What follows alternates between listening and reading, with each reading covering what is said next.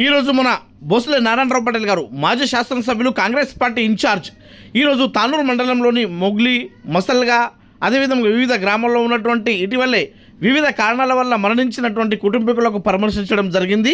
అదేవిధంగా ఎప్పటికప్పుడు తోడు నీడలాగా మేము అందుబాటులో ఉండి మీకు అన్ని విధాలుగా సహాయ సహకారాలు అందిస్తామని తెలపడం జరిగింది. అంతేకాకుండా బైంసపట్నంలో ఉన్నటువంటి సూపరింటెండెంట్ ఏరియా ఆసుపత్రి సూపరింటెండెంట్ డాక్టర్ కాశీనాథ్ గారి ఇంటికి వెళ్ళి అక్కడ డాక్టర్ కాశీనాథ్ గారికి కూడా పరామర్శించడం జరిగింది.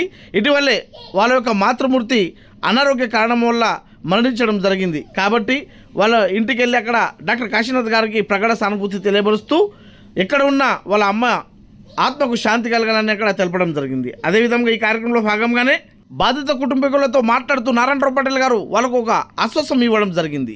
ఏ కష్టకాలంలో ఉన్నా మీకు ఎలాంటి సహాయ సహకారాలు కావాలన్నా ఖచ్చితంగా 24 గంటలు మీకు అందుబాటులో ఉండి అన్ని రకాలుగా సహాయ సహకారాలు అందిస్తానని అక్కడ మాట్లాడడం జరిగింది. ఈ కార్యక్రమంలో భాగంగానే బ్లాక్ కమిటీ అధ్యక్షుడు శంకర్ చంద్రయ్య గారు, మాజీ ఎంపీ చంద్రకాంత్ యాదవ్ గారు, అదేవిధంగా కోఆప్షన్ మెంబర్ మాజీ సర్పంచ్ గోవింద్ పటేల్ గారు, ముదల మండల కాంగ్రెస్ పార్టీ అధ్యక్షుడు గంగారెడ్డి గారు, అదేవిధంగా దేవిదాస్ గారు, తదితర కార్యకర్తలు, అదేవిధంగా మన తానూరు మండల కాంగ్రెస్ పార్టీ అధ్యక్షుడు పుండ్లిక్ గారు తదితరులు ఈ కార్యక్రమంలో పాల్గొనడం జరిగింది.